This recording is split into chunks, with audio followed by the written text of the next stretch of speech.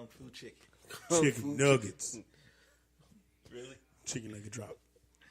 All right, let's switch gears. And by switch gears, I don't want us to pull a growing muscle. Oh, Hey. I'm disappointed. 29. I'm disappointed in that. In what? Speak on it. The groin muscle. Oh.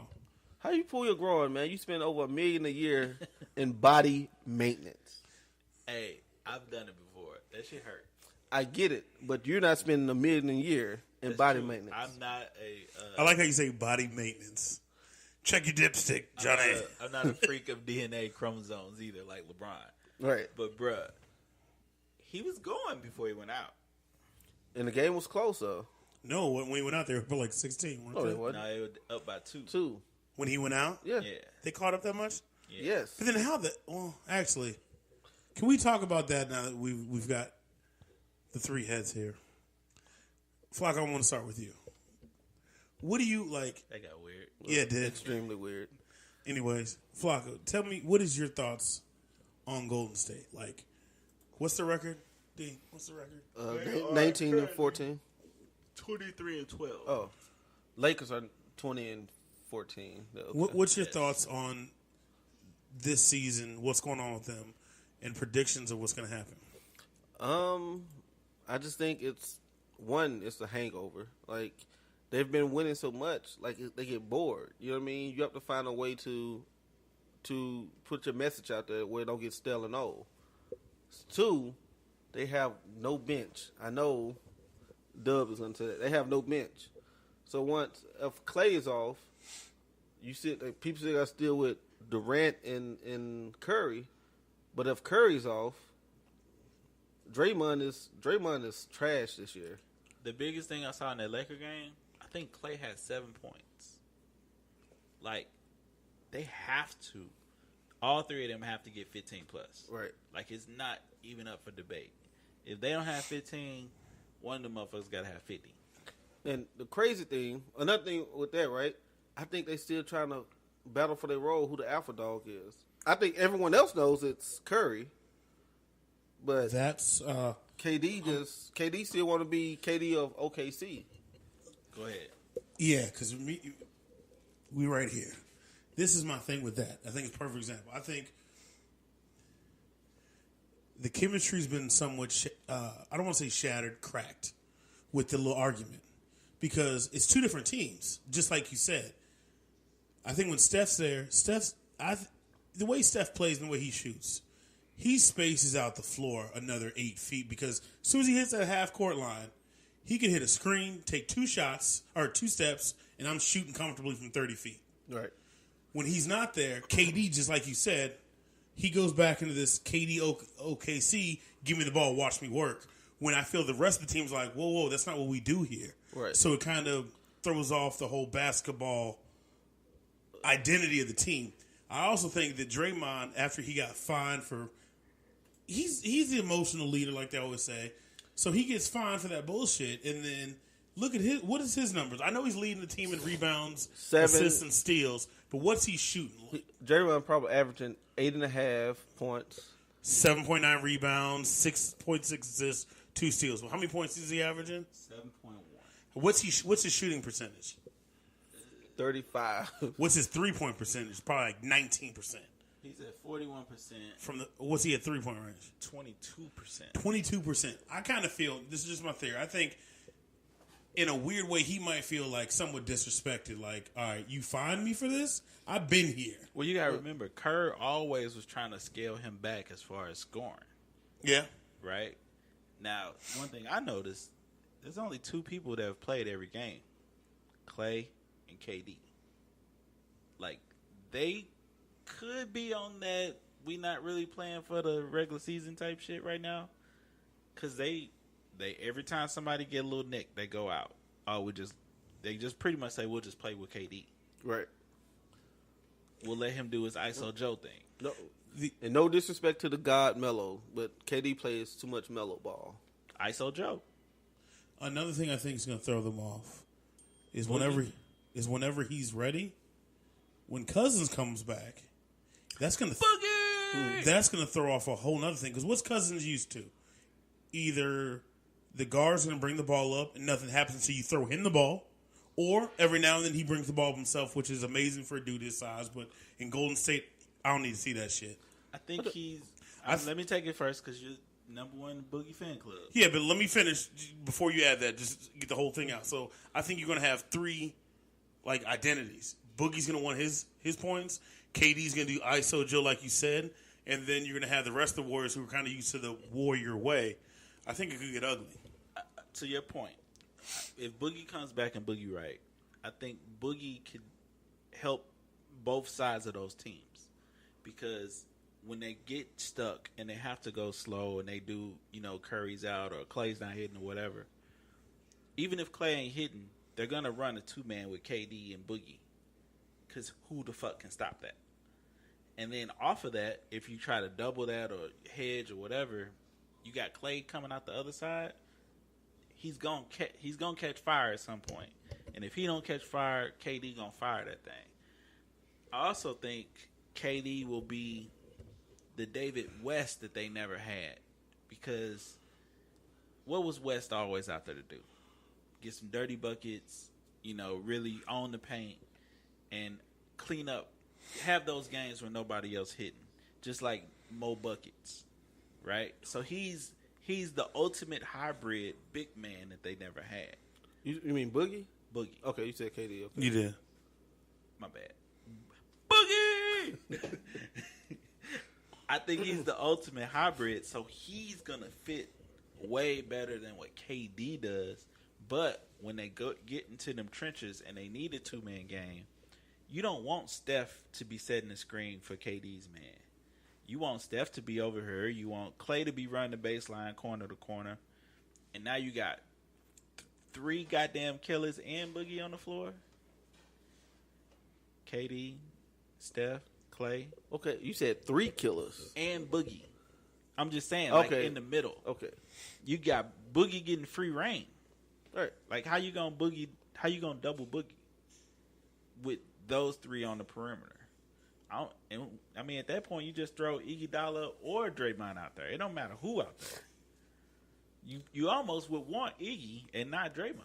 Iggy, to me, seems like he ain't either. Maybe he's Asian in dog years or something.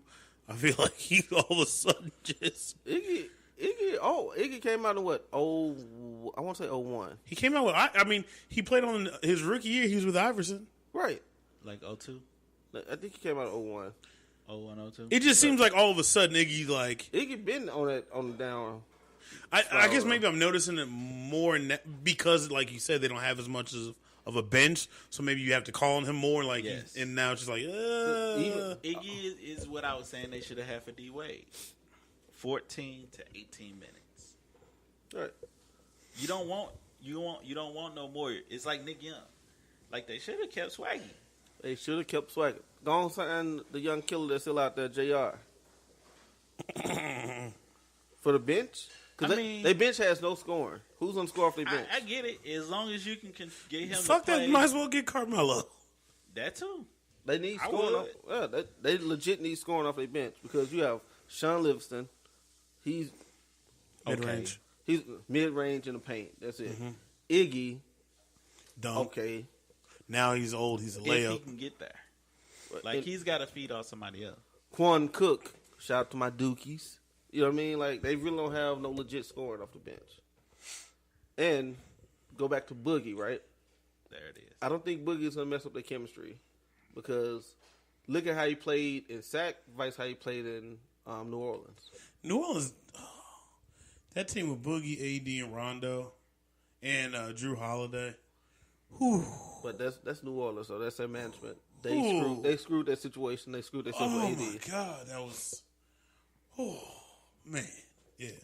So, he could play both styles like Dubb said. He's not going to mess up their chemistry at all. What I think is going to happen, Boogie is going to be humbled because nothing humbles you more than when something out of your control takes everything from you. Not just that. Boogie trying to get paid. He ain't going to fuck up this money. Like AB, Adrian Broner. Oh, Lord. He ain't about to mess up that money. What's the over-under on that fight? I just know. I'm about to go on a When is limb. that 19th. I'm about to go on a limb. AB is going to stop Pacquiao. Stop him. Stop him. Just flat out. Knockout? That's what the stop means, sir. No, and I'm saying it as like, this is what you really saying. Like, you think he going to knock out Pacquiao? Yes. You really think he going to knock him out? I think he's going to stop him. All right. You heard it here, folks. 260 via decision. I had to go into the real bookie app to see what it is for a knockout. But you're already getting 200 if you just bet on him just to win a decision. So Pacquiao is going in as a favorite, Which is fair. Yeah, When's the last time The Brown odds fought? of a draw is 20 to 1. How long has it been since he fought? He fought last year. No, he fought this year, right? Earlier this year. Probably real early. Right, Like, when you was in A. in March or April. He was in A, yeah. And that was a draw, like a split decision draw.